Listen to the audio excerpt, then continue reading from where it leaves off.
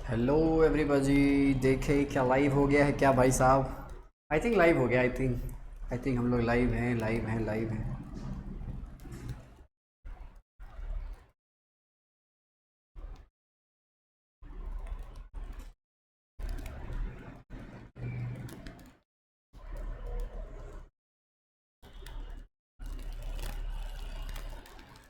I think सब ठीक ठाक है, सब मस्त चल रहा है, सब बढ़िया चल रहा है।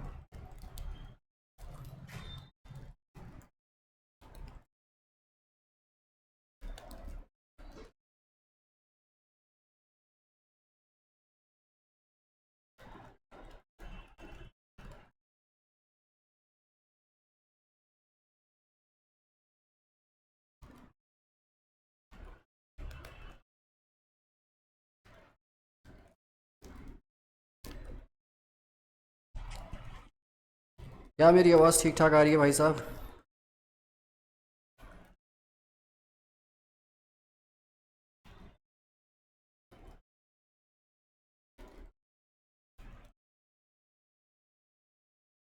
Good evening Rajkamal.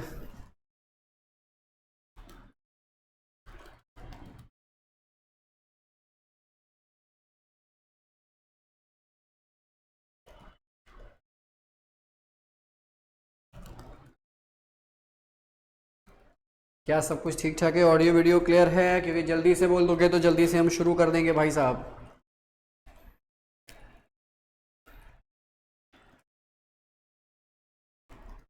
क्या हाल चाल है राजकमल भाई? आपकी पढ़ाई वढ़ाई कैसी चल रही है?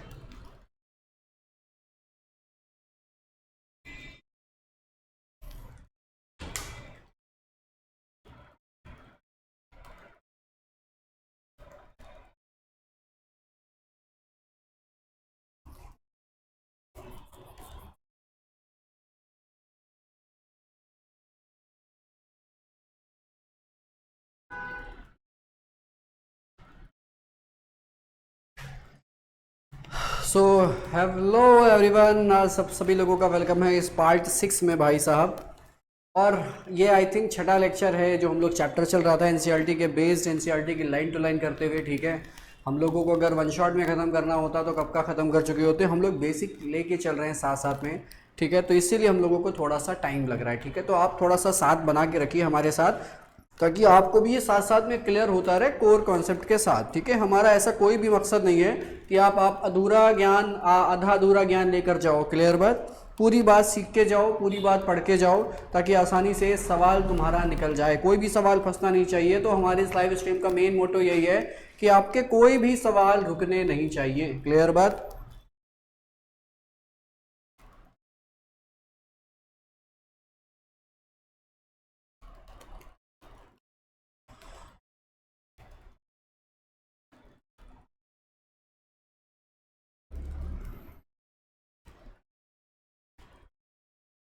अभिषेक कुमार, गुड इवनिंग बेटा, गुड इवनिंग।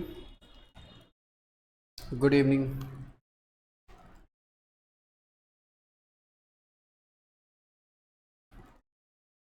आई थिंक मैंने आज यूट्यूब पे एक पोस्ट की थी। आई थिंक मैंने यूट्यूब पे एक पोस्ट की है आज। ठीक है, एक पोस्ट जो है, उस पोस्ट में कुछ अनाउंसमेंट थी, और अनाउंसमेंट है कल 9 बजे के लिए। ठीक है, अगर किसी ने ना देखी हो तो अनाउंसमेंट देख सकता है। आई थिंक कुछ लोगों को खुशी हो जाए कि हाँ, जिसके लिए बात कर रहे थे वो बात सच होने वाली है।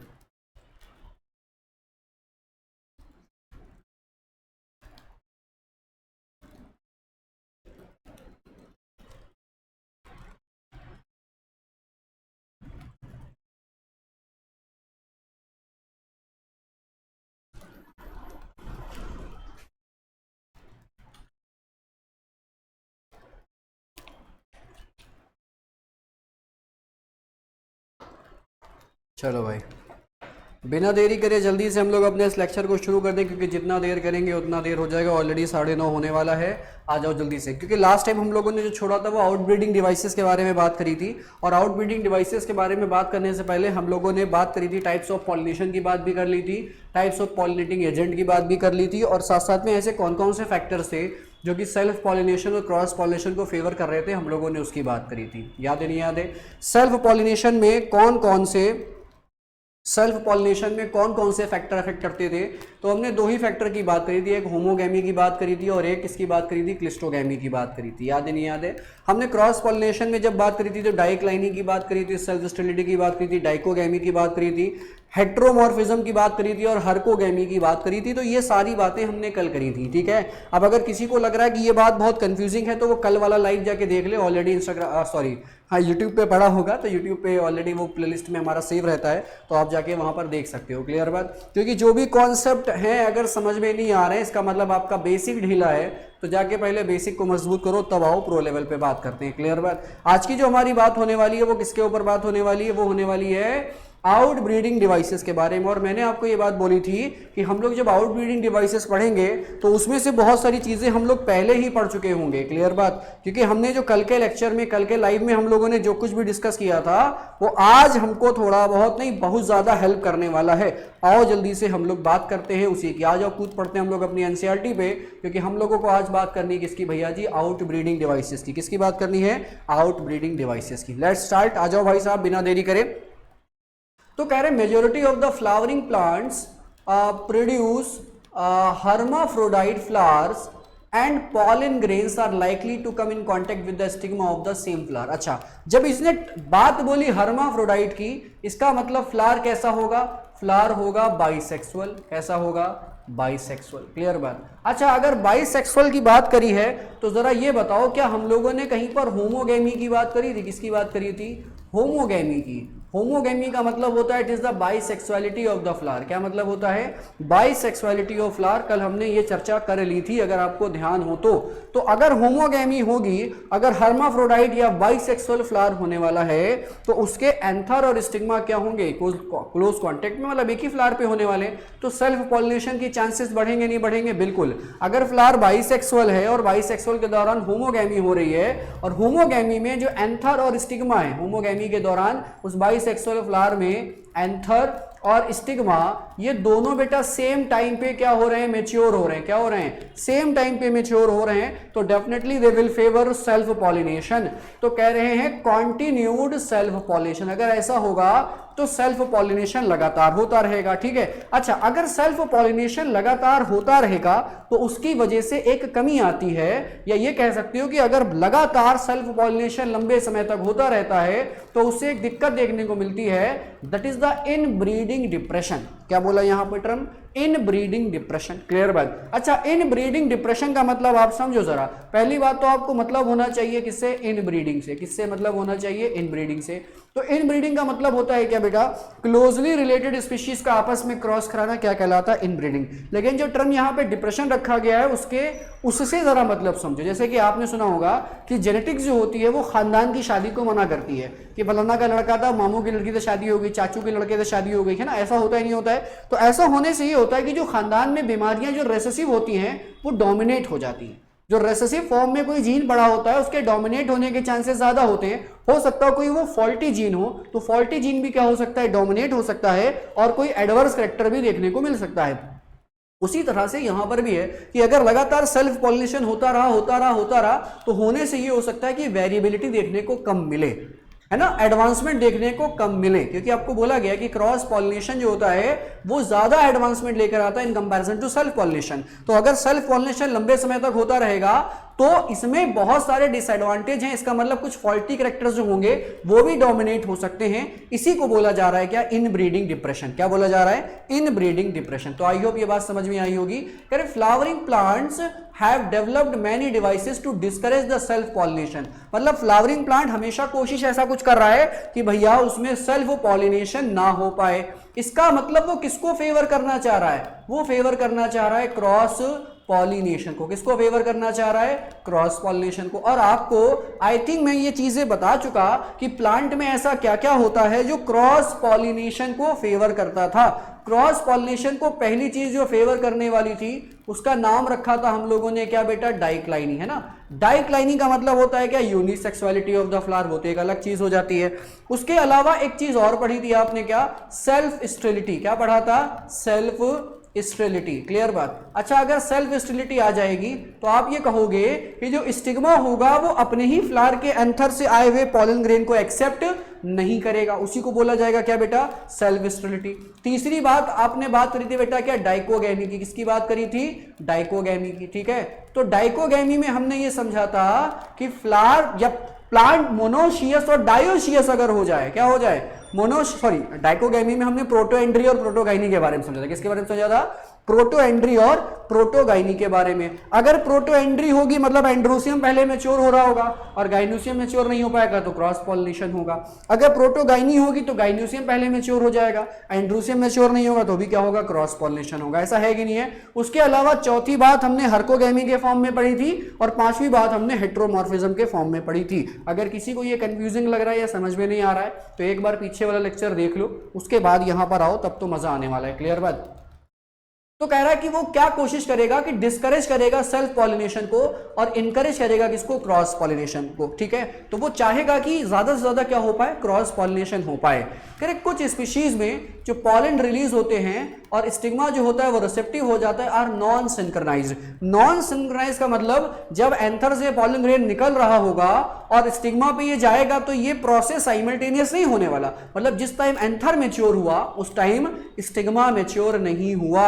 इसका मतलब ये कंडीशन है, दैट्स कॉल्ड द प्रोटोएंड्री। क्या कहलाया, प्रोटोएंड्री, जो कि आपने कहां पढ़ी थी, डाइकोगैमी में। कहां पढ़ी थी, कल का लाइव जिसने देखा होगा उसको समझ में आ गया होगा। कह रहे either the pollen is released before the stigma become receptive or stigma become receptive much before the release of the pollen. मतलब ये जो बात यहां वाली है ये बात किसकी कर रहा है, ये बात कर रहा है बेटा डाइकोगैमी की। किसकी बात कर रहा है, डाइकोगैमी की। और डाइकोगैमी में आपने प्रोटोएंड्री प्रोटोगाइनी डेफिनेटली कल वाले लाइव में पढ़ लिया था, इसीलिए मैंने कहा था कि मैं जो ये चीजें पढ़ा रहा हूं ये बहुत आसान कर देंगी आपकी आउटब्रीडिंग डिवाइसेस को पढ़ने के लिए। क्लियर बात। और डाइकोगैमी में हमने क्या पढ़ लिया था, प्रोटोएंड्री और प्रोटोगाइनी। क्लियर बात। तो ऐसा देखने को मिलेगा कि कभी कभी क्या हो जाएगा, पहले स्टिग्मा मैच्योर हो जाएगा एंथर के मैच्योर होने से पहले, और कभी कभी ऐसा हो जाएगा कि एंथर मैच्योर हो जाएगा स्टिग्मा के मैच्योर होने से पहले। तो दोनों केस यहां पर देखने को मिल सकते हैं। करेक्ट। कुछ अदर स्पीशीज में जो एंथर और स्टिग्मा होता है ये प्लेस्ड होते हैं डिफरेंट पोजीशन पे। अच्छा, अगर डिफरेंट पोजीशन पे है तो जरा बताओ क्या हेट्रोमॉर्फिज्म की बात नहीं है। हेट्रोमॉर्फिज्म मैंने जब आपको समझाया था कि ये वो फैक्टर होता है जो क्रॉस पॉलिनेशन को फेवर करेगा। अब मैंने आपको ऐसे कुछ समझाया था, मैंने कहा था जैसे ये फ्लावर है और जैसे कि ये स्टिग्मा लगा हुआ, ये क्या लगा हुआ, ये स्टिग्मा लगा है, तो एंथर जो होगा वो इधर वाल साइड में लग जाए तो एंथर का साइज स्टिग्मा के साइज से काफी छोटा हो जाता है या स्टिग्मा का साइज एंथर के साइज से काफी छोटा हो जाता है। तो ये दोनों केस ही कहलाते हैं क्या, हेट्रोमॉर्फिज्म। और ये किसे फेवर करेंगे बेटा, क्रॉस पॉलिनेशन को फेवर करेंगे। क्लियर बात। करेक्ट। इसकी वजह से जो पॉलन होता है वो स्टिग्मा के कांटेक्ट में ही नहीं आ पाता उसी सेम फ्लावर के। इसका मतलब सेल्फ पॉलिनेशन नहीं हो पाएगा, क्या होगा, क्रॉस पॉलिनेशन। कहेंगे both these devices prevent the autogamy. कहेंगे दोनों कंडीशन, डाइकोगैमी और साथ साथ में हेट्रोमॉर्फिज्म, ये दोनों ही चीजें क्या कर रही होंगी, ऑटोगैमी को प्रिवेंट कर रही हैं। ऑटोगैमी बोले तो ऑटोगैमी का मतलब होता है सेल्फ पॉलिनेशन, मतलब ये सेल्फ पॉलिनेशन होने नहीं देना चाहती। क्लियर बात।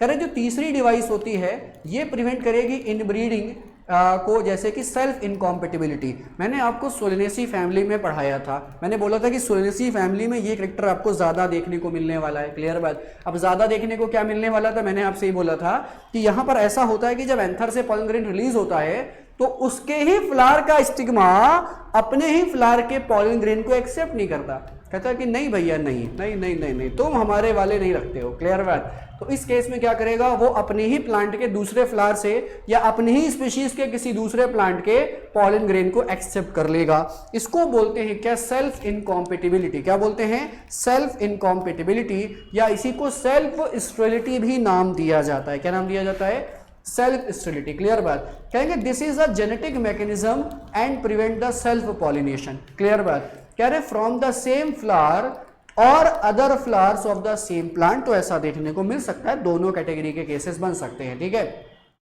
कह रहे from fertilised ovule by inhibiting the pollen germination or the pollen tube growth in the pistil. अब अगर एक्सेप्ट ही नहीं कर रहा है तो पॉलन ट्यूब का जर्मिनेशन हो पाएगा क्या? तो डेफिनेटली पॉलन ट्यूब का जर्मिनेशन हो ही नहीं पाएगा, और पॉलन ट्यूब का जर्मिनेशन नहीं होगा तो स्टाइल में पॉलन ट्यूब ग्रोथ नहीं हो पाएगी। इसका मतलब कभी भी स्पर्म जो होंगे वो भैया सिनर्जिड के पास नहीं पहुंच पाएंगे। कहेंगे उसके अलावा एक और डिवाइस होती है जो सेल्फ पॉलिनेशन को प्रिवेंट करती है, is the production of unisexual flower. ठीक है, तो हमने डाइक्लाइनी की बात करी थी, याद है नहीं याद है? तो डाइक्लाइनी की जब बात की that was the unisexuality of the flower, तो सीधी सीधी हमने चर्चा वहां पर डिस्कस कर ली थी, और मैंने बोला था कि जब यूनिसेक्सुअलिटी होगी तो आप मोनोशियस और डायोशियस कंडीशन पढ़ लेंगे। और मोनोशियस और डायोशियस कंडीशन याद होगा, मैंने पिछले वाले लाइव में आपसे मोनोशियस और डायोशियस बहुत अच्छे से बात करी थी। क्लियर बात?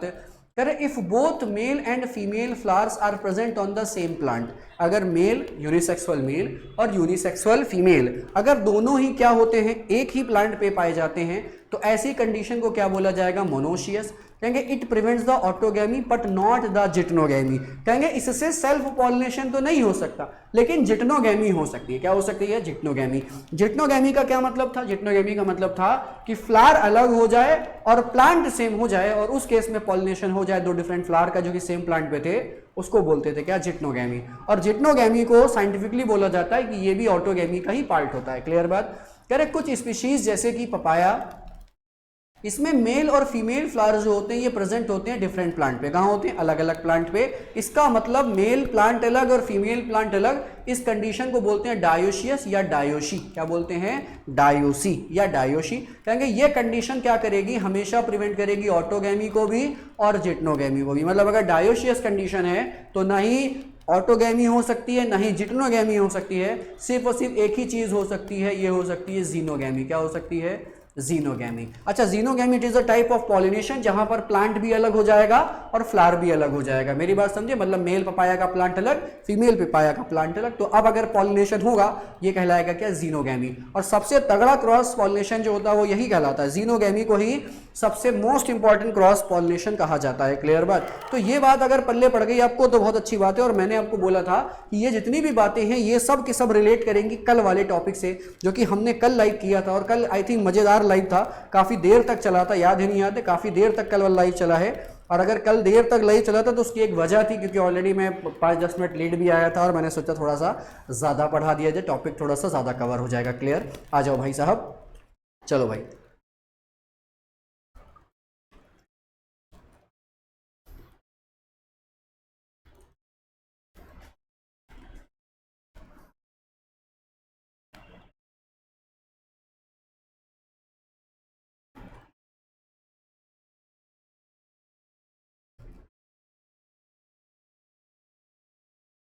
चलो थोड़ा और आगे चलते हैं। अब पॉलन पिस्टल इंटरेक्शन के ऊपर आ जाते हैं। ठीक है, आ जाओ भाई। तो पॉलन पिस्टल इंटरेक्शन का थोड़ा सा ध्यान रखिएगा। ठीक है, तो कह रहे हैं कि पॉलिनेशन का ये गारंटी कभी नहीं होती है। पॉलिनेशन का मतलब तो ये होता है कि एंथर से पॉलन ग्रेन का स्टिग्मा पर जाना, दैट्स द पॉलिनेशन। लेकिन पॉलिनेशन में ये गारंटी कभी नहीं होती है कि right type of pollen grain पहुंचे, सही टाइप का पॉलन ग्रेन पहुंचे, इसकी कोई गारंटी नहीं होती है। क्लियर बात? तो कह रहे हैं compatible pollen of the same species as the stigma. Clear बात? Often the pollen of the wrong type either from the other species or from the same species if it is the self incompatible. ठीक है, कहेंगे also land on the stigma. ठीक है, तो ऐसा भी हो सकता है कि सेम स्पीशीज के पॉलन ग्रेन भी लैंड कर जाए, हो सकता है क्या डिफरेंट स्पीशीज के भी क्या हो सकते हैं, पॉलन ग्रेन लैंड कर सकते हैं। और यहां पर कंडीशन आ जाती है बेटा इनकॉम्पेटेबिलिटी की। तो इसका मतलब ये होगा कि कभी कभी ऐसा होता है कि जो स्टिग्मा होता है वो अपने ही पॉलन ग्रेन को एक्सेप्ट नहीं करता, उसको बोलते हैं सेल्फ इनकॉम्पेटेबिलिटी। और सिर्फ इनकॉम्पेटेबल की बात करेंगे तो अगर दूसरे प्लांट का पॉलन ग्रेन या दूसरी स्पीशीज का पॉलन ग्रेन आएगा तो डेफिनेटली एक्सेप्ट नहीं करेगा। क्लियर बात? तो ये तो एक रिश्ता हमेशा रहता है पॉलन पिस्टिल इंटरेक्शन का, जैसे कि पिस्टिल जानती हो अपने ही पॉलन ग्रेन को। क्लियर बात? हाँ, तो ये चीज याद रखिएगा। लेकिन कभी कभी वो अपने को ही कहती है कि नहीं भैया नहीं, हम नहीं पहचानते, तो वो कहलाता है सेल्फ इनकॉम्पेटेबिलिटी। तो ऐसा भी केस देखने को मिल जाता है कई जगह पर। क्लियर बात? The pistil has the ability to recognise the pollen. मैंने आपको बात बोली पहले ही कि भैया पिस्टिल के पास न जाने ऐसी कौन सी केमिस्ट्री होती है कि पहचान जाता है क्या, तो केमिकल रिएक्शंस होती है जो कि क्या करती होंगी, एक दूसरे का इंटरेक्शन, एक दूसरे का अप्रॉक्सीमेशन कराती होंगी कि हाँ भैया ये तुम्हारा ही पॉलन ग्रेन है, तो इसको एक्सेप्ट करो और जर्मिनेट करने की परमिशन दे दो। क्लियर बात। करें whether it is of right type, ठीक है, अगर राइट टाइप हुआ तो कॉम्पिटेबल हो जाएगा, और अगर रॉन्ग टाइप का हुआ तो उसे एक्सेप्ट नहीं करेगा, तो इनकॉम्पिटेबल हो जाएगा। तो इनकॉम्पिटेबल का मतलब समझे ना, एक्सेप्टेबल ना हो तो उसको बोलेंगे incompatible. If it is of the right type the pistil accept the pollen and promote the post pollination events. अब पोस्ट पॉलिनेशन इवेंट्स की हम लोग बात करेंगे तो जैसे की बात हो जाता है क्या, फर्टिलाइजेशन। अगर पोस्ट पॉलिनेशन इवेंट चालू होंगे तो वो क्या परिणाम लेकर आएंगे, वो लेकर आएंगे फर्टिलाइजेशन। क्या लेकर आएंगे, फर्टिलाइजेशन। कह रहे if the pollen of the wrong type, गलत टाइप का हो जाएगा, कह रहे जो पिस्टिल होगी वो रिजेक्ट कर देगी पॉलन को by preventing the pollen germination. तो पॉलन ट्यूब को वहां पर जर्मिनेट करने की परमिशन बेटा मिलेगी ही नहीं स्टिग्मा पर, अगर गलत वाला हो जाएगा, ठीक है। और the pollen tube growth in the style, तो पॉलन ट्यूब अगर बन भी जाएगी तो उसकी ग्रोथ नहीं करी जाएगी।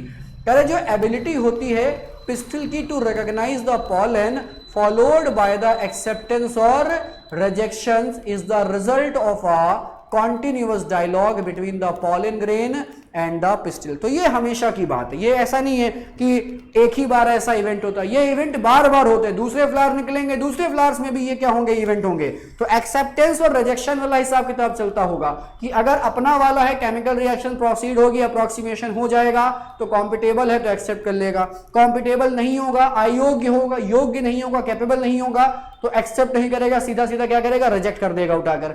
तो जरा सोचो कि ये केमिकल रिएक्शन कितनी ज्यादा इंपॉर्टेंट है, अदरवाइज क्या होता है, न जाने कितनी वैरायटी के प्लांट बनते चले जाते हैं। ऐसा होता है कि नहीं होता। अगर भैया सभी के पॉलिन ग्रेन जर्मिनेट कर जाते तो ये अपना मेल गैमीट एनर्जी में रिलीज करके फर्टिलाइजेशन करवा देते आगे ले जाकर, जिसकी वजह से आम के पेड़ में आम निकलते हैं क्या, आम के पेड़ में तो कुछ और ही चेंजेस आ जाते हैं। मेरी बात समझे। इसीलिए गैमीट्स का जो अप्रॉक्सीमेशन होता है और गैमीट्स एक दूसरे को जो पहचानते हैं और गैमीट के पहचानने से पहले जो उनके स्ट्रक्चर्स होते हैं वो भी एक दूसरे को पहचान लेते हैं। जैसे कि पॉलन ग्रेन के अंदर क्या होते हैं, मेल गैमीट्स होते हैं, ऐसा होता नहीं होता है। जबकि stigma style and ovary, ovary के अंदर ओव्यूल, उसके अंदर एम्ब्रायस है, उसके अंदर एक मौजूद है। लेकिन ये कारनामा पहले ही सिक्योरिटी गार्ड तो पहले बैठा के रखे, नहीं भैया गलत चीज आनी नहीं चाहिए, और गलत चीज अगर आ भी जाएगी तो भी अंदर क्या होगा, एक्सेप्टेंस उसका होगा नहीं, इसीलिए बाहर से ही रिस्ट्रिक्शंस लगा दिए जाते हैं। क्लियर बात है कि this dialogue is mediated by the chemical components of the pollen interacting with those of the pistil. तो मैंने बोला कि केमिकल्स ही ऐसी चीज होती हैं जो केमिकल रिएक्शन अगर प्रोसीड करवा देंगे पिस्टिल और पॉलन के केमिकल, तब तो ये समझ में आएगा कि हाँ भैया ये हमारी ही स्पीशीज का पॉलन ग्रेन है, इसको क्या करो, प्रमोट करो ताकि ये जर्मिनेट करे, पॉलन ट्यूब से मेल गैमीट्स को लेकर जाए, या ये कह दो कि स्पर्म न्यूक्लियाई को लेकर जाए। लेकिन अगर ये रिएक्शन प्रोसीड नहीं हो पाती है तो इसका मतलब ये जो पॉलन ग्रेन है ये इनकॉम्पिटेबल हो गया, ये एक्सेप्ट नहीं करा जाएगा, और जब एक्सेप्ट नहीं करा जा रहा होगा तो कभी भी इसको प्रमोट नहीं करा जाएगा ताकि ये पॉलन ट्यूब को जर्मिनेट कराए। क्लियर बात। तो पॉलन ट्यूब का जो जर्मिनेशन है ये भी एक केमिकल फिनोमिनन से होकर गुजरता है। अगर केमिकल रिएक्शन प्रोसीड होगी तब तो होगा, अगर प्रोसीड नहीं हुई तो जर्मिनेशन नहीं हो पाएगा किसी भी हाल में। तुम जरा सोचो कि पेड़ों के पास दिमाग नहीं, आंखें नहीं, कोई सेंस ऑर्गन नहीं है, लेकिन इस केमिस्ट्री के बिहाफ पे, इस केमिकल रिएक्शन के बिहाफ पे इतना तगड़ा रिस्पांस दे रहे हैं, ये मतलब कीमोट्रॉपिक स्ट्रक्चर्स हुआ जा रहा है, मतलब मूवमेंट जो हो रहा है वो सब केमिकल्स की वजह से हो रहा है। मतलब जरा सोचो कि कितने इंपॉर्टेंट होती है केमिकल रिएक्शन हमारी जिंदगी में, कि अगर केमिकल रिएक्शन ना होती तो क्या कभी ये पहचान पाता कि मेरी स्पीशीज का पॉलन ग्रेन है, कभी ना पहचान पाता। सेम केस स्पर्म और ओवम के इंटरेक्शन में होता है। जब स्पर्म और ओवम एक दूसरे के सामने आते हैं तो वहां पर फर्टिलाइजिंग एंटी फर्टिलाइजिंग रिएक्शंस होती हैं। आपने सुना होगा ह्यूमंस में रिप्रोडक्शन में कि फर्टिलाइजिंग एंटी फर्टिलाइजिंग रिएक्शन जब प्रोसीड होती हैं तब ये पता चलता है कि हाँ भैया ये स्पर्म जो है वो ह्यूमन मेल का है, तब एक्सेप्ट करा जाएगा, अदरवाइज एक्सेप्ट नहीं करा जाएगा। क्या ये बात समझ में आई कि नहीं आई? ठीक है। It is only in the recent year that the botanists have been able to identify some of the pollen in the pistil component and the interaction leading to the recognition followed by the acceptance और rejection. ठीक है, तो ये बात जो बोली जा रही है कि ये बातें कब पता चली, तो रिसेंट ईयर की बातें हैं, आज से बहुत साल पहले की हम लोग बात करेंगे तो इतनी बायोलॉजी, इतनी केमिस्ट्री, इतनी फिजिक्स हम लोग नहीं जानते थे, इतना विज्ञान हमको नहीं पता था कि हम लोग ये सारी बातें करने के काबिल समझे खुद को। लेकिन रिसेंट ईयर में रिसर्च होते जा रहे तो नई नई थियोरीज, नई नई रिसर्च, नई नई हाइपोथेसिस सामने आती हैं, तो समझ में आता कि अच्छा भैया ऐसा भी कुछ होता है। क्लियर बात। ऐसी बहुत सारी बातें अगर आप साइंटिफिक फील्ड में जाओगे ना तो आपको मालूम चलेगा कि एक्चुअल में वर्ल्ड में चल के आ रहा है। आपको तो खाली मालूम है कि बसें चल रही हैं, टैक्सी चल रही हैं, बैटरी रिक्शास चल रहे हैं, आपको खाली ये दिख रहा है। एक्चुअल में रियल वर्ल्ड में क्या चल रहा है ना, वैसे भी हम भारतीय 50-100 साल पीछे चल रहे हैं। ठीक है, और रियल वर्ल्ड में एक्चुअल में चल के आ रहा है एक्सपेरिमेंटल की फील्ड में, ठीक है, बायोटेक्नोलॉजी की फील्ड में, जेनेटिक्स की फील्ड में हम लोगों को बिल्कुल नहीं पता है, मतलब भनक तक नहीं कि एक्चुअल में चल के आ रहा है। क्लियर बात। यहाँ तो ये छोटी सी बात है, इस बात को तो मैं बहुत छोटा बोलूंगा। ठीक है, रियल लाइफ में आइए तब मालूम चलेगा कि एक्चुअल में क्या चल रहा है, साइंटिस्टों के दिमाग में क्या चल रहा है और साइंटिफिक फील्ड और रिसर्च फील्ड में चल के आ रहा है। क्लियर बात। As mentioned earlier, the following compatible pollinations या pollen grains germination on the stigma to produce the pollen tube growth on the germ pore. The content of the pollen grain moves into the pollen tube. अब देखो ये जो बातें आ गई यहाँ पर pollen tube के germination की आ गई, और इसको हम लोग व्हाइट बोर्ड पे पढ़ते हैं। और जरा जल्दी से अपना व्हाइट बोर्ड खोलते हैं और फिर वहाँ पर पहुँचते हैं। ठीक है, ध्यान देना भाई, क्योंकि हम लोग इसमें फर्टिलाइजेशन भी कराने वाले। क्या कराने वाले? फर्टिलाइजेशन भी कराने वाले, क्योंकि हम लोग धीरे धीरे आगे पहुँच रहे हैं, अपने स्टेप्स को आगे बढ़ाते जाएंगे, जिस हिसाब से हमारा टॉपिक्स भी आगे क्लियर होता चला जाएगा। क्लियर बात। आ जाओ भाई, चलो भाई आ जाओ भाई, बहुत ज़्यादा हम लोग टाइम नहीं लेंगे, जल्दी जल्दी बात करेंगे। ठीक है, अब देखो होता क्या है एक्चुअल में कि जो पॉलन ग्रेन है, ठीक है, ये जो पॉलन ग्रेन है, आपने पॉलन ग्रेन के बारे में तो देखा था कि इसके ऊपर 2 लेयर मौजूद थी, है ना, एक एंटाइन थी और एक क्या मौजूद थी, एक एक्साइन मौजूद थी। ऐसा है कि नहीं है? तो बाहर वाली जो थी भैया जी क्या थी, एक्साइन थी, और अंदर वाली क्या थी, अंदर वाली एंटाइन थी। ठीक है, तो एक्साइन और एंटाइन का फंडा तो आपको समझ में आया होगा, है ना। और मैंने कहा था जहां पर एक्साइन एब्सेंट होती है उन्हीं को क्या बोला जाता है, उन्हीं को बेटा जर्म पोर बोल देते हैं। क्या बोल देते हैं? जर्म पोर। क्लियर। तो ये है जर्म पोर। अब जर्म पोर को ही हम लोग एक नाम देते हैं, इसको कहते हैं बेटा कोलपेट। क्या नाम देते हैं? कोलपेट। जर्म पोर को ही नाम दिया जाता है क्या? कोलपेट, है ना। और आई थिंक मैंने आप लोगों को पहले समझा दिया था, जब हमने पॉलन ग्रेन डेवलप करा था तो मैंने कहा था कि जो मोनोकॉट होगा, क्या होगा, मोनोकॉट होगा, वहाँ पर सिंगल जर्म पोर पाया जाएगा, तो वो कंडीशन जो कहलाएगी वो कहलाएगी मोनोकोलपेट। क्या कहलाएगी? मोनोकोलपेट। और जो डाइकॉट होने वाला है, तो डाइकॉट में 3 होने वाले हैं, तो ये कंडीशन क्या कहलाएगी? ये कहलाएगी बेटा ट्राइकोलपेट। क्या कहलाएगी? ट्राइकोलपेट। तो मोनोकोलपेट और ट्राइकोलपेट कंडीशन होती है। ठीक है, अब होता क्या है कि हम लोगों ने जब पॉलन ग्रेन डेवलप कराया था तो हमने कहा था इसमें 2 मेल क्या होंगे, 2 मेल गैमीट्स होंगे, या ये कह दो कि 2 मेल स्पर्म न्यूक्लियाई होंगे, और एक क्या मौजूद थी यहाँ पर, ये वेजिटेटिव न्यूक्लियस। क्या मौजूद था? Vegetative nucleus. क्लियर बात। तो ये जो न्यूक्लियस आपको दिख रहा है, it is the vegetative nucleus. क्या था ये? वेजिटेटिव सेल का न्यूक्लियस है। क्लियर। और उसके अलावा ये जो 2 छोटू मौजूद हैं, ये क्या मौजूद है? 2 स्पर्म न्यूक्लियाई मौजूद है। क्या मौजूद हैं? 2 स्पर्म न्यूक्लियाई मौजूद है। ठीक है, गौरव यादव, ट्राइकोलपेट। हाँ भाई साहब, डाइकॉट में क्या होता है? डाइकॉट में ट्राइकोलपेट होता है। कैसी पढ़ाई चल रही है गौरव बेटा? गौरव कैसी पढ़ाई चल रही है भाई? गौरव भाई साहब, पढ़ाई कैसी चल रही है? सब ठीक ठाक है? चलो भाई, ठीक है, ठीक है, चलो थोड़ा और आगे बढ़ जाते हैं हम लोग। ठीक है, तो ये कहानी खत्म हो गई।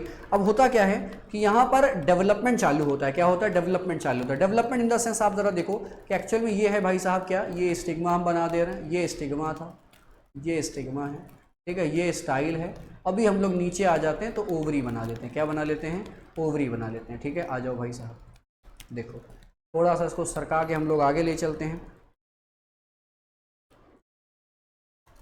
चलो, अब ये स्टिग्मा स्टाइल था और ये नीचे वाल क्या होने वाला है? ये नीचे वाल भाई साहब ओवरी है। ठीक है, अब ये जो ओवरी है, इस ओवरी के अंदर क्या होगा? इस ओवरी के अंदर ओव्यूल होगा। ये ओवरी के अंदर क्या होगा? ओव्यूल होगा। अब ओवरी के अंदर ओव्यूल होगा। अब हम लोग बहुत डीप तो नहीं जा रहे, तो ये आई थिंक हम लोग पहले स्ट्रक्चर को इसको समझ चुके थे। क्लियर बात। अच्छा, अब क्या होता है, अब ये नीचे जो कुछ भी लगा होने वाला है, ठीक है, ये थैलेमस लगा होगा, ये नीचे ग्रोथ हो रहा होगा, हमें उससे कोई लेना देना नहीं है। अब ऊपर साइड क्या होता है, यहाँ पर मान लो पॉलन ग्रेन्स आए, ये देखो पॉलन ग्रेन्स है ना, तो ये पॉलन ग्रेन्स इस तरह से मिलेंगे यहाँ पर। ठीक है, अब ये पॉलन ग्रेन्स क्या करेंगे? यहाँ पर जर्मिनेट करना चाहेंगे। ठीक है, तो जब ये जर्मिनेट करेंगे, ज़रा देखो होता क्या है। ठीक है, ये जैसे होता क्या, जैसे कि पॉलन ग्रेन होता है तो उसमें जो जो उसका न्यूक्लियस है कौन सा, वेजिटेटिव सेल का, कौन सा न्यूक्लियस है, वेजिटेटिव सेल का जो न्यूक्लियस होता है वो इंटाइन को धक्का मारता है। ये जो न्यूक्लियस है, ये जो वेजिटेटिव सेल का न्यूक्लियस है, वेजिटेटिव सेल का जो ये न्यूक्लियस होगा ये धक्का मारेगा किसको, इंटाइन को धक्का मारता है ना। और बाकी एक्साइन जो होगी ये इस तरह से लगी हुई है, ठीक है, ये बाहर मैं लगा दे रहा हूँ भाई, ये इस तरह से लगी हुई है, ठीक है।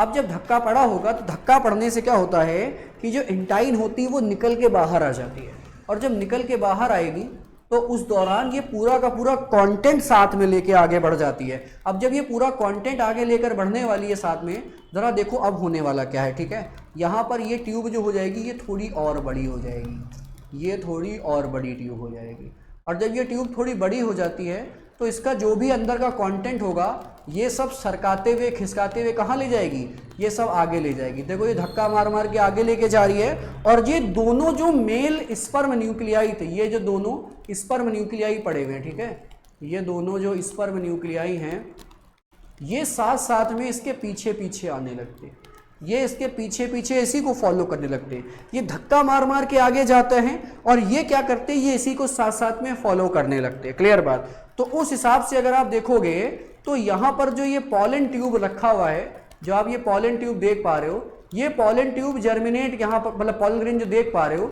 इसमें से पॉलन ट्यूब निकलेगी और पॉलन ट्यूब जर्मिनेट करती हुई नीचे चली जाएगी। क्लियर बात। और जब ये नीचे तक जा रही होगी तो इसका मतलब जितना भी कंटेंट पॉलन ग्रेन का होगा ये सब साथ में लेकर जा रही होगी। क्लियर बात। अब जब साथ में लेकर जा रही होगी तो इसके साथ साथ में इसको लेकर जाने की जिम्मेदारी किसकी थी, वेजिटेटिव न्यूक्लियस की। और इस वेजिटेटिव न्यूक्लियस के साथ साथ क्या होगा कि दोनों मेल गैमीट इसके साथ साथ में पीछे चलते चले आ रहे होंगे।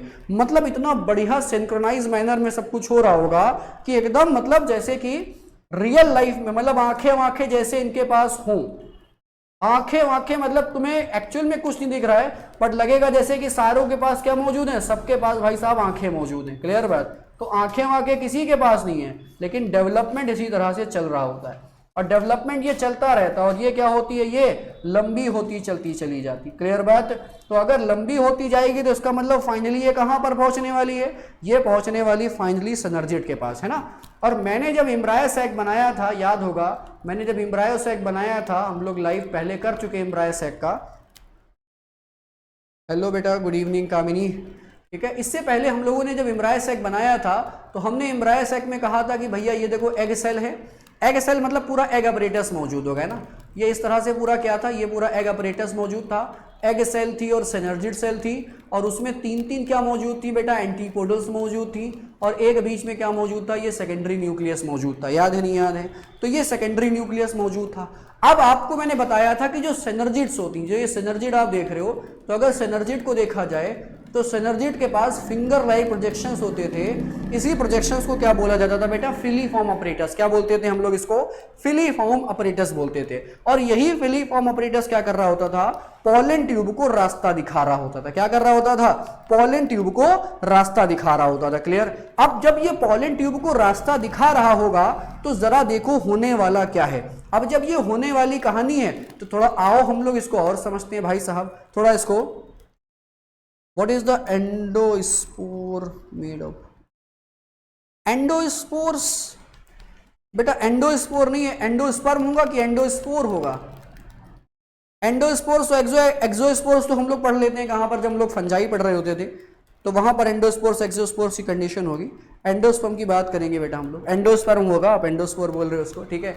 अब देखो क्या होता है, अब ओवरी के अंदर सारा कारनामा चल रहा है, ठीक है। अब हम लोग बार बार ओवरी नहीं बनाएंगे, आओ जरा देखो हम लोग ओव्यूल बनाते हैं, ठीक है।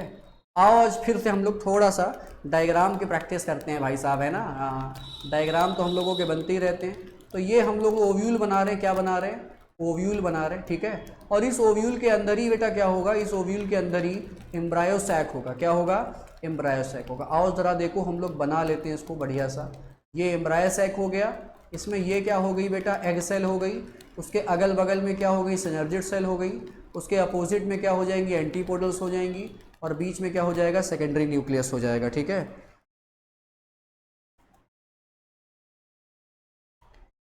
ठीक है। अब देखो भाई थोड़ा सा हम लोग आगे और चलेंगे।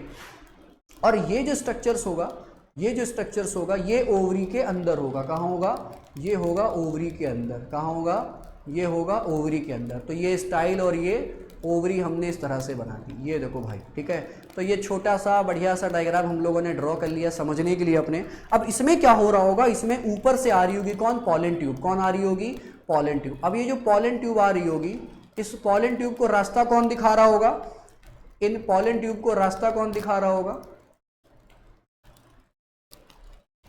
ये पॉलन ट्यूब आ गई। अब ये जो पॉलन ट्यूब यहां तक पहुंची होगी, इसको लाने की जिम्मेदारी किसकी रही होगी? इसको लाने की जिम्मेदारी हो गई होगी यहां पर किसकी? ये हुआ होगा वेजिटेटिव न्यूक्लियस। और साथ साथ में पीछे पीछे कौन आ रहा होगा? ये स्पर्म न्यूक्लियाई आ रहा होगा। ठीक है, अब जरा देखो, इसी स्ट्रक्चर को हम थोड़ा सा बाहर बनाते हैं। आओ भैया, इसी स्ट्रक्चर को हम लोग थोड़ा सा बाहर बनाते हैं। ठीक है, अब जब बाहर बनाएंगे थोड़ा ध्यान दीजिएगा कि ये एम्ब्रायो सैक है, ये क्या है? एग सेल है, ये क्या है? बगल में सिनर्जिड सेल्स हैं, और ऊपर के साइड क्या है? ऊपर के साइड बेटा ये एंटीपोडल्स हैं। क्या है? एंटीपोडल्स हैं। क्लियर बात? अब जो पॉलन ट्यूब आ रही होगी ये सिनर्जिड के पास ही पहुंचेगी। कहां पहुंचेगी? सिनर्जिड के पास ही पहुंचेगी, और सिनर्जिड के अंदर क्या हो जाएगी बेटा? ये इंटर कर जाएगी। हेलो बेटा, hello, study like topper, hello बेटा। ठीक है, तो ये क्या हो जाएगी? ये उसके अंदर इंटर कर जाएगी। अब जब ये इंटर करेगी तो तमाशा उसके बाद ही होने वाला है। हेलो एवरीवन, हेलो एवरीवन,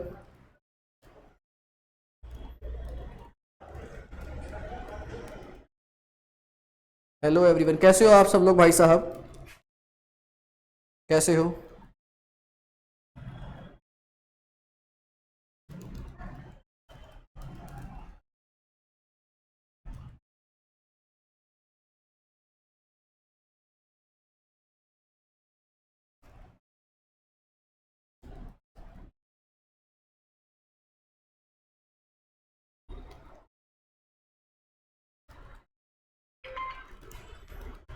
चलो भाई,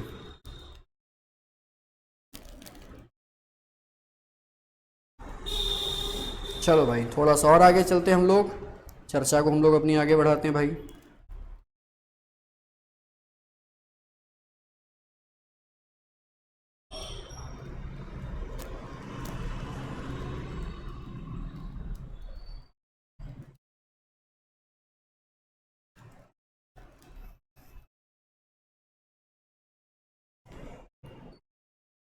विजय बाला, हेलो बेटा, हेलो। मधुबाला कुमारी, हाय सर। सर आप कितने बजे क्लास चलाते हैं, लाइव क्लासेस? बेटा लाइव क्लासेस बेटा 9 बजे स्टार्ट हो जाती है। जो लाइव क्लासेस हैं बेटा ये 9 बजे स्टार्ट हो जाती है। 9 बजे लाइव क्लासेस स्टार्ट हो जाती है। और आज यूट्यूब पे आप लोगों ने अगर एक कोई पोस्ट देखी हो जो कि मैंने डाली थी पोस्ट, तो उस पोस्ट को बेटा एक बार देख लीजिएगा।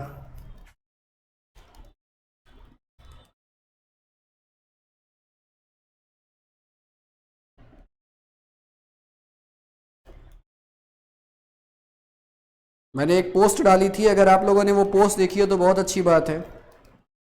किसने किसने वो पोस्ट देखी भाई?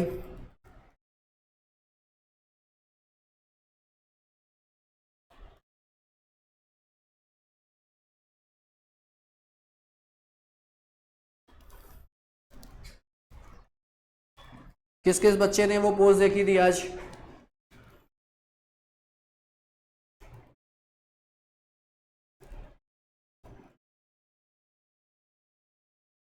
सर जी आप इतने दिन क्लास नहीं कराए। बेटा रोज तो मैं क्लास करा रहा था भाई, रोज क्लास हो रही है बेटा, 9 बजे रात में हो रही है क्लास।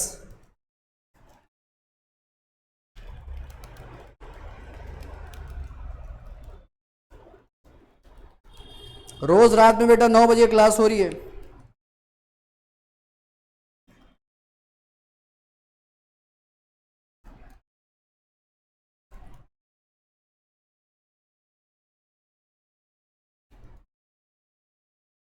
रोज क्लास हो रही है बेटा, 9 बजे रात में हो रही है क्लास।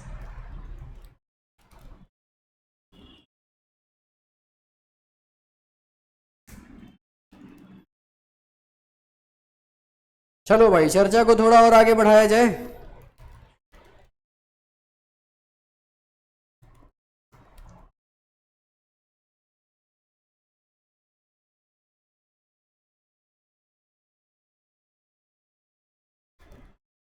चलो भाई, तो ये जो पॉलन ट्यूब थी भाई, ये पॉलन ट्यूब फाइनली कहां पर पहुंच गई?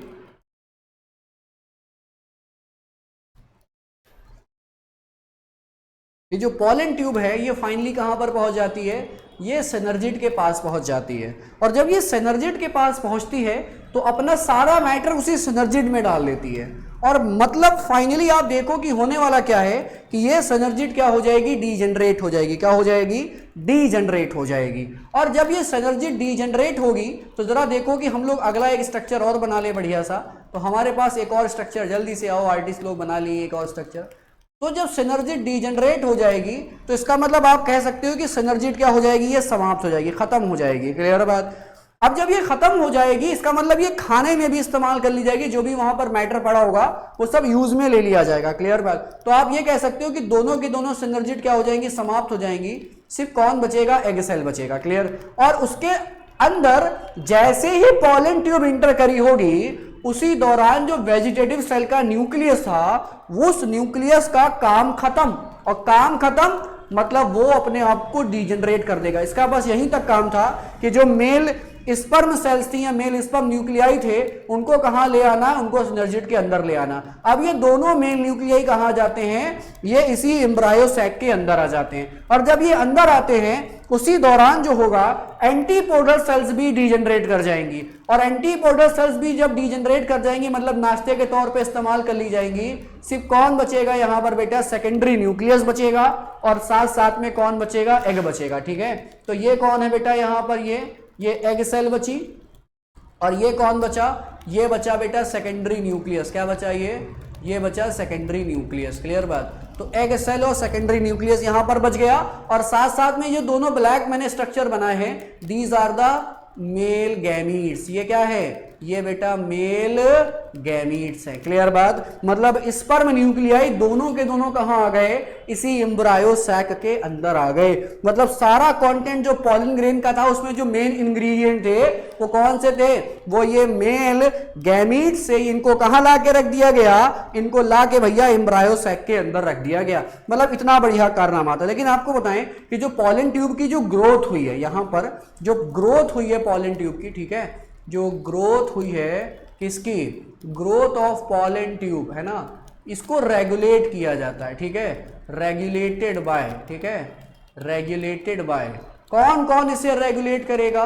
इसे रेगुलेट करेगा बेटा ऑक्सिन करेगा, उसके अलावा जिब्रेलिन करेगा, या इसको जिब्रेलिक एसिड भी कह सकते हो। ऑक्सिन करेगा, जिब्रेलिन करेगा, उसके अलावा टेम्परेचर भी करेगा, उसके अलावा कार्बोहाइड्रेट जो यहाँ पर मौजूद होंगे ये भी करेंगे, और उसके अलावा कैल्शियम भी करेगा, और उसके अलावा बेटा बोरॉन भी करेगा। कौन करेगा? यहाँ पर बेटा बोरॉन भी करेगा। क्लियर बात? तो कैल्शियम भी करेगा और साथ साथ में कौन करेगा? बोरॉन भी करेगा। तो इतने कंपोनेंट्स या इतने कंटेंट्स होते हैं जो कि पॉलन ट्यूब की ग्रोथ को रेगुलेट कर रहे होते हैं। और पॉलन ट्यूब को रास्ता कौन गाइड कर रहा होगा? उसका रास्ता जो होगा वो दिखाने का काम कौन करेगा? ये जो सिनर्जिड के अंदर फिलीफॉर्म ऑपरेटर्स होंगे ये काम कर रहे होंगे। इसका मतलब जो पॉलन ट्यूब का मूवमेंट होता है वो कैसा होता? पॉलन ट्यूब का जो मूवमेंट है उसको बोलोगे कीमोट्रॉपिक मूवमेंट। कैसा मूवमेंट बोलोगे भाई? कीमोट्रॉपिक मूवमेंट बोलोगे। क्लियर? क्योंकि जो केमिकल रिलीज कर रहा है वो कौन रिलीज कर रहा है? वो रिलीज कर रहा है सिनर्जिड सेल के फिलीफॉर्म ऑपरेटर्स। उसकी ही वजह से ये खुशबू सूंघता सूंघता सूंघता सूंघता कहां पहुंच जाता है? सिनर्जिड के अंदर पहुंच जाता है। क्लियर बात? तो अगर ये पहुंचेगा तो ये वहां पर कारनामा करेगा। लेकिन इस कारनामे को पढ़ने से पहले हम लोगों को एनसीईआरटी पे आ जाना चाहिए। आओ जल्दी से करें। जो पॉलन ट्यूब ग्रो कर रहा था अपने टिश्यूज में, किसके अंदर? स्टिग्मा के अंदर, फिर स्टाइल के अंदर, फिर कहां पहुंच जाता है? फाइनली ओवरी के अंदर पहुंच जाता है। कहेंगे you would recall that in the some plant the pollen grains are shed at the two celled condition। याद है नहीं याद है? तो हमने कहा था कि pollen grain two celled condition में भी आते हैं, three celled condition में भी आते हैं। जहां पर pollen grain two celled condition में आएंगे, स्टिग्मा पे आने के बाद पहले वो अपने आप को थ्री सेल्ड कंडीशन में कन्वर्ट करेंगे। और जो पहले से ही तैयार होकर थ्री सेल्ड कंडीशन में आते थे, मतलब 60% एंजियोस्पर्म में जो पॉलन ग्रेन्स होते हैं वो टू सेल्ड कंडीशन में ही शेड हो जाते थे। ये हम लोगों ने लाइन पढ़ी थी। क्लियर बात? कह रहे अब क्या होगा कि जो दो सेल कंडीशन होगी उसमें एक वेजिटेटिव सेल होगी और एक क्या होगी, जनरेटिव सेल होगी। ये पीछे हम लोग पढ़ के आए थे। कहेंगे ऐसे प्लांट में जो जनरेटिव सेल होगी वो डिवाइड करेगी और दो मेल गैमीट्स मतलब दो स्पर्म न्यूक्लियाई बना लेगी अपनी ग्रोथ के दौरान, और पॉलन ट्यूब की ग्रोथ होती जाएगी कहां पर, स्टिग्मा के अंदर। कहेंगे प्लांट्स में जहां पर पॉलन ग्रेन जो होते हैं वो 3 सेल कंडीशन में शेड हो जाते थे, तो पॉलन ट्यूब जो होती है ये दोनों मेल गैमीट को शुरुआत से ही क्या करेगी, लेकर जा रही होगी कहां पर, अंदर अंदर। लेकिन 3 सेल वाली में क्या होगा कि पहले जनरेटिव सेल को डिवाइड करना पड़ेगा, दो स्पर्म न्यूक्लियाई बनाएगा, तब 3 सेल कंडीशन आएगी, तब पॉलन ट्यूब की ग्रोथ वहां पर देखने को मिलेगी। क्लियर बात। कह रहे जो पॉलन ट्यूब होती है कहेंगे ओवरी के अंदर पहुंचने के बाद ओव्यूल में इंटर कर जाएगी थ्रू द माइक्रोपाइल, क्योंकि माइक्रोपाइल के पास इंटेगमेंट थोड़ी ना थे, तो वहीं से क्या हो जाती है ये भाई साहब, इंटर कर जाती है। और कह रहे उसके बाद दोनों में से किसी एक सिनर्जिड में इंटर कर जाएगी, किसके जरिए, फिलीफॉर्म अपरेटस के जरिए। तो फिलीफॉर्म अपरेटस वो स्ट्रक्चर होता है जो पॉलन ट्यूब की एंट्री के लिए क्या होता है, रिस्पॉन्सिबल होता है। कहेंगे many recent studies have shown that the filiform apparatus present at the micropylar part of the synergid guide the entry of the pollen tube. बिल्कुल ये बात सही है और ये बात हम लोग पहले भी पढ़ के आ चुके कि ये क्या करता है, ये गाइड करता है पॉलन ट्यूब को, रास्ता दिखाता है ताकि सही साथ पॉलन ट्यूब आकर कहां इंटर करे, एम्ब्रायो सैक के अंदर इंटर करे। कहेंगे all this event from pollen deposition on the stigma until the pollen tube enters the ovule are together referred to as the pollen pistil interaction। ठीक है, अब pollen grain जब stigma पे आया था और जब तक pollen tube बनकर एम्ब्रायो सैक में एंटर करी है, तो ये सारा का सारा फिनोमिनन क्या कहला रहा है, इसी को बोलते हैं pollen pistil interaction। क्या बोलते हैं, pollen pistil interaction। तो याद रखिएगा, बहुत सारी बातें जो इंपॉर्टेंट पॉइंट बन जाते हैं लेकिन बहुत सारे बच्चे ध्यान नहीं देते और फिर असर्शन रीजन में वो अपना सर पटकते हैं। ठीक है, तो लाइन ध्यान रहेगी तो असर्शन रीजन में तुम्हें सर पटकने की दिक्कत नहीं होने वाली। Clear.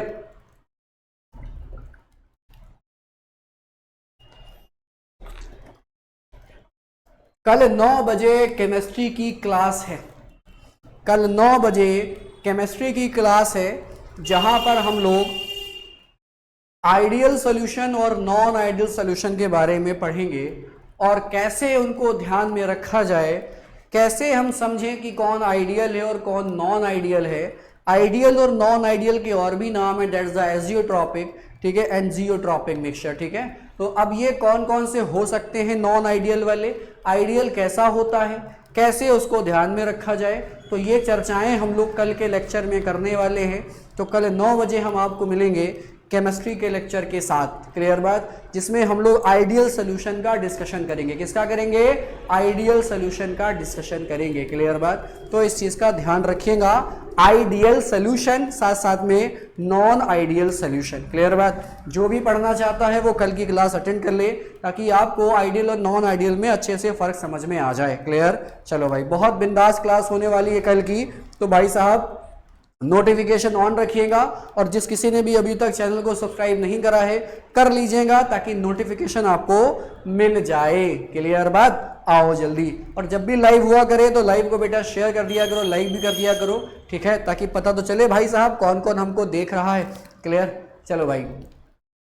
As pointed out earlier the pollen pistil interaction is a dynamic process. बिल्कुल एक डायनेमिक प्रोसेस। तो डायनेमिक मतलब समझे, मतलब जरा सोचो कि यहाँ पर पॉलन की ना आंखें हैं ना पॉलन के पास सेंस ऑर्गन है, तब भी पहचान ले रहा है, जर्मिनेट कर रहा है, सही रास्ता ढूंढ के माइक्रोपाइल एंड से इंटर कर रहा है और सिनर्जिड के अंदर इंटर करके एम्ब्रायो सैक के अंदर इंटर करा जा रहा है। तो डेफिनेटली कैसा प्रोसेस होगा, ये बहुत ही ज्यादा डायनेमिक प्रोसेस होने वाला है। क्लियर, अब कह रहे हैं इसमें क्या होता है, ठीक है, प्रमोशन भी हो सकता है और पॉलन ग्रेन की जो पॉलन ट्यूब का जो जर्मिनेशन है वो प्रमोट भी किया जा सकता है और इनहिबिट भी। मतलब बिल्कुल एक्यूरेट प्रोसेस है ये।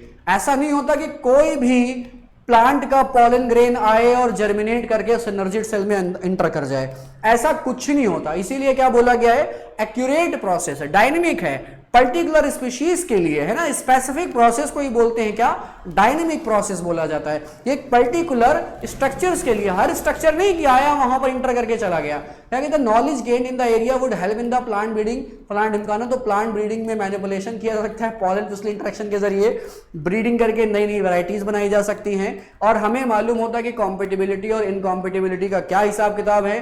तो डिजायर्ड हाइब्रिड बनाए जाते हैं, और डिजायर्ड हाइब्रिड बनाए जाते हैं इसलिए ताकि न्यूट्रिशनल वैल्यू को बढ़ाया जा सके। कोई भी हाइब्रिड इसलिए नहीं बनाया जाता ताकि हमारी हेल्थ को नुकसान पहुंचाए। जब कभी भी कोई हाइब्रिड बन रहा होता है तो इसका सीधा सा मोटो होता है कि न्यूट्रिशनल वैल्यू को क्या कर दिया जाए, बढ़ा दिया जाए, है ना। तो न्यूट्रिशनल वैल्यूज को बढ़ाने के लिए ये काम किया जाता है। क्लियर? चलो भाई, अब ये बात याद रखिएगा कि हमने क्या करा था, हमने पॉलन ग्रेन्स में बने हुए जो मेल गैमीट से, इनको हमने कहां पहुंचा दिया है, एम्ब्रायो सैक में पहुंचा दिया है। इस बात का खास ख्याल रखिएगा।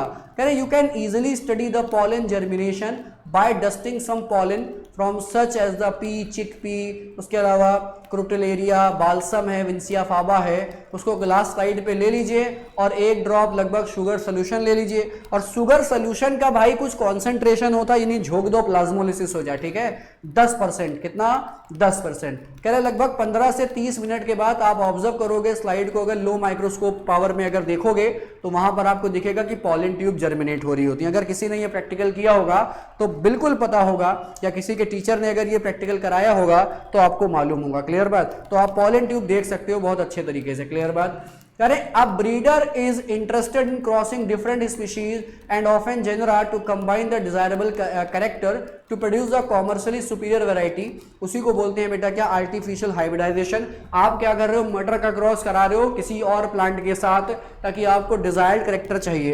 एक ही वैरायटी अमरूद की है, अब अमरूद भी आपने देखोगे कई वैरायटी कई प्रकार के होते हैं, तो ये कई प्रकार के कैसे बन जाते हैं, उसको करने का तरीका ही होता है क्या बेटा, artificial hybridisation. Usually normal way में भी हाइब्रिडाइजेशन होता है, लेकिन उसको होने में कई 100 साल लग जाएंगे नई वैरायटी आने में। लेकिन हम लोग जब मैनुअली करते हैं तो मैनुअल करने से क्या होता है कि कोई नई वैरायटी कम समय में बनाई जा सकती है। क्लियर बात? तो कह रहे हैं जो आर्टिफिशियल हाइब्रिडाइजेशन है ये एक मेजर अप्रोच है, किसका बेटा, क्रॉप इंप्रूवमेंट प्रोग्राम का। क्योंकि हम लगातार क्या कर रहे हैं, क्रॉप को इंप्रूव कर रहे हैं। क्रॉप इंप्रूव क्यों करें, ताकि हमारी हेल्थ इंप्रूव हो जाए, इसलिए तो किया जा रहा है। कह रहे in such crossing experiment it is important to make sure that only a desired pollen grain are used for pollination and the stigma is protected for contamination. अब तुम जरा सोचो कि तुम अगर क्या करना चाहते हो, आर्टिफिशियल हाइब्रिडेशन कराना चाहते हो, तो तुम्हें दो प्रोसेस का ध्यान रखना पड़ेगा।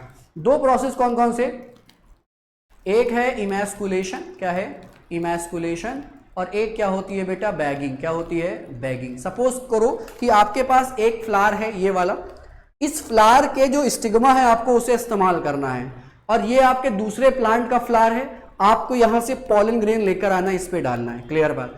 तो आपको एक ध्यान रखना पड़ेगा, क्योंकि अगर बाइसेक्सुअल है तो आपको ध्यान रखना पड़ेगा। क्या ध्यान रखना पड़ेगा, आपको इस फ्लावर को ढक के रखना पड़ेगा। लेकिन ढकने से पहले एक प्रोसेस करोगे, that's called the emasculation. Emasculation क्या होता है कि बाइसेक्सुअल फ्लावर से, देखो इमैस्कुलेशन का ध्यान देना, इमैस्कुलेशन मैं बोल रहा हूं, इमैस्कुलेशन का ध्यान रखना है कि बाइसेक्सुअल फ्लावर होना चाहिए, कि बाइसेक्सुअल फ्लावर से एंथर का रिमूवल कर दिया जाए उसके मैच्योर होने से पहले, उसी को बोलते हैं क्या, इमैस्कुलेशन। यूनिसेक्सुअल से एंथर काटोगे तो फूल बर्बाद हो जाएगा भाई, कहीं का नहीं रहेगा, कहीं मुंह दिखाने लायक नहीं रहेगा वो। क्लियर बात? तो बाइसेक्सुअल फ्लावर से अगर आप आर्टिफिशियल हाइब्रिडाइजेशन करा रहे हो तो बाइसेक्सुअल फ्लावर से एंथर का रिमूवल कर दिया जाए, काट दिया जाए, सर्जिकल रिमूवल कर दिया जाए उसके मैच्योर होने से पहले, इसी को बोलते हैं क्या, इमैस्कुलेशन। क्या बोलते हैं, इमैस्कुलेशन। क्लियर बात? अच्छा, अगर इमैस्कुलेशन कर दिया तो फूल को खुला नहीं छोड़ा जाएगा, क्योंकि अगर फूल को खुला छोड़ दिया तो आपने कोई प्लांट, उसका कोई फ्लावर सेलेक्ट किया होगा ताकि हम इस पर्टिकुलर में करा सके क्रॉस, ठीक है। लेकिन आप अगर इसे खुला छोड़ दोगे तो कोई और पॉलन ग्रेन आकर इस पर गिर गया तो कंटेमिनेशन हो सकता है, नहीं हो सकता है। तो कंटेमिनेशन से बचाने के लिए क्या कर दिया जाता है, इसके ऊपर जो बटर पेपर होता है उसका बैग लगा दिया जाए, इसको बोलते हैं बेटा process, that's called the bagging. क्या करते हैं, बैगिंग। अब आप देख रहे हो कि जो डिजायर्ड फ्लावर था, जहां से आपको पॉलन ग्रेन लेना था, आपने वहां से पॉलन ग्रेन लिया, जो ब्रश होता है पेंट ब्रश, उसमें पेंट ब्रश में लगाया, जो पेंट ब्रश छोटे वाले होते हैं, उस पेंट ब्रश में क्या करा, ऐसे आपने एंथर को लगा के टच कर दिया। जब ऐसे ऐसे टच करोगे तो खूब सारे उसके ऊपर पॉलन ग्रेन आ जाएंगे। अब क्या करो, इसका बैग हटाओ और इसके ऊपर क्या कर दो, डस्टिंग कर दो। तो जब डस्टिंग कर दोगे या एंथर वहां से तोड़ के लाओ, एंथर इसके स्टिग्मा पे ऐसे से करके घुमा दो रख के। तो जब ऐसा कर दोगे तो ऐसा करने से क्या होगा कि पॉलन ग्रेन यहां पर आ जाएगा। लेकिन फर्दर कंटेमिनेशन भी हो सकता है, तो इसे रीबैगिंग कर दिया जाता है। और रीबैगिंग करने के बाद अब आपको इंतजार करना है कि अब इसमें प्रॉपर फर्टिलाइजेशन हो जाएगा, पॉलन ट्यूब्स बनेंगी, बनने के बाद फर्टिलाइजेशन होगा और एक बढ़िया सा सीड बनेगा, है ना, बढ़िया फ्रूट बनेगा, फिर वो सीड बनेगा। अब ये सीड के अंदर ही क्या होगा, डिजायरेबल कैरेक्टर्स होंगे। अब जब आप इस सीड को बोगे, जब नया पौधा बनेगा तो कैरेक्टर्स आपको देखने को मिलेंगे। मेरी बात समझे? तो आर्टिफिशियल हाइब्रिडाइजेशन कोई छोटी मोटी चीज नहीं होती है। इवन आप इसे अपने घर पे भी परफॉर्म कर सकते हो, क्लियर बात, आप इसे अपने घर पे भी परफॉर्म कर सकते हो, क्लियर बात। करें अगर फीमेल फ्लावर, ठीक है, फीमेल पेरेंट है, उसमें बाइसेक्सुअल फ्लावर है, तो रिमूवल ऑफ एंथर कर दिया जाएगा फ्लावर से, उसके डेहिसेंस मतलब उसके मैच्योर होने से पहले ही यूजिंग अ पेयर ऑफ फोरसिप्स, जो कैंची मैची या फोरसिप्स होती है, चिमटी जिसको आप बोलते हो, उसका इस्तेमाल कर देंगे। ठीक है, this step refer to as the emasculation, जो कि अभी मैंने आपको समझाया व्हाट इज इमैस्कुलेशन। अब जो ये इमैस्कुलेटेड फ्लावर है, इसको क्या कर दिया जाएगा, एक बैग से कवर कर दिया जाएगा जो कि सूटेबल साइज का होगा। और किससे बना होगा, बटर पेपर से या पेपर से या पॉलिथीन से बना हो सकता है। कह रहे हैं जनरली जो होता है वो किसके बना होता है, बटर पेपर का बना होता है। कह रहे हैं इससे कंटेमिनेशन से क्या होता है, छुटकारा मिल सकता है। कहेंगे अब क्या करेंगे, मतलब अनवांटेड पॉलन ग्रेन ताकि ना आए, बस इसलिए कराइए। कहेंगे this process is called the bagging. कहेंगे जब स्टिग्मा क्या हो जाएगा, बैग्ड फ्लावर का मैच्योर हो जाएगा और पॉलन ग्रेन को रिसीव करने वाला हो जाएगा, तो मैच्योर पॉलन ग्रेन को लेकर आएंगे एंथर से कलेक्ट करके मेल पेरेंट से, और इस पे लाके डस्टिंग कर देंगे। और डस्टिंग करने के बाद अब इस फ्लावर को रीबैग कर देंगे और इसमें देखेंगे बेटा फ्रूट डेवलप जब होगा, तब फ्रूट डेवलप होने के बाद सीड का इंतजार करेंगे। क्लियर बात, मतलब जो पेड़ का सपना है, मतलब सीड, उसका इंतजार करा जाएगा कि देखते हैं एक्चुअल में ये क्या बनने वाला है। कह रहे हैं if the female parent produce the unisexual flower, क्या बना रहा है, यूनिसेक्सुअल फ्लावर बना रहा है, तो वहां पर इमैस्कुलेशन की जरूरत नहीं है। मैंने बोला ना यूनिसेक्सुअल फ्लावर में अगर एंथर काट दोगे, जरा बताओ भैया क्या हाल होगा, कहीं मुंह दिखाने लायक बचेगा। कहेंगे द फीमेल फ्लावर बर्ड are bagged before the flower open, बस फूल खिलने से पहले क्या कर दोगे, उसको बंद कर दोगे, उसकी बैगिंग कर दोगे बस। कहेंगे जब स्टिग्मा क्या हो जाएगा, रिसीव करने वाला हो जाएगा, तो पॉलिनेशन करा दिया जाएगा डिजायर पॉलन ग्रेन की मदद से और फूल को रीबैग कर दिया जाएगा। और फिर आप इंतजार करिए किसका, फल के बनने का और साथ साथ में बढ़िया से सीड के बनने का। ठीक है, now we are coming on the एक बढ़िया सा टॉपिक है, दैट्स द डबल फर्टिलाइजेशन, और महा का इंपॉर्टेंट। ठीक है, बट मैं आपको एक खबर देने वाला हूं कि हम लोग इसको भाई साहब आज नहीं पढ़ने वाले, हम लोग इसे पढ़ने वाले हैं कल। क्लियर बात, क्योंकि टाइम यूजुअली हो गया है और हम लोगों को अब अपने इस लाइव को शट डाउन करना चाहिए। और कल, हाँ बता दें कि कल 9 अगस्त को 9 बजे जो हमारा लाइव होने वाला है बेटा, उस लाइव में हम लोग जो चर्चा करेंगे वो चर्चा किसकी होगी, वो होगी सोल्यूशन की। किसकी चर्चा होगी, सोल्यूशन का। केमिस्ट्री का टॉपिक है, बहुत बढ़िया है। सोल्यूशन में जब पढ़ेंगे तो हम लोग आइडियल और नॉन आइडियल क्या होता है ये सीख पाएंगे। क्लियर बात, तो अगर इतनी बात क्लियर है तो हम लोगों को थोड़ा सा आगे खिसक जाना चाहिए। और आज के लिए बस इतना ही, आपसे कल मिलेंगे। कल के लिए थोड़ा सा स्केड्यूल फिक्स रखिएगा अपना, क्योंकि बढ़िया सी बिंदास सी एकदम धमाकेदार क्लास होने वाली है। जिसको भी आज तक समझ में ना आया हो कि सोल्यूशन चैप्टर में कैसे आइडियल और नॉन आइडियल को याद किया जाए, कल डेफिनेटली गारंटी के साथ उसको समझ में आ जाएगा। क्लियर बात, तो आज के लिए बेटा गुड नाइट, मिलेंगे कल। Till then tata bye bye, और नेक्स्ट डे से कंटिन्यू कर देंगे क्या हम लोग, डबल फर्टिलाइजेशन। ओके।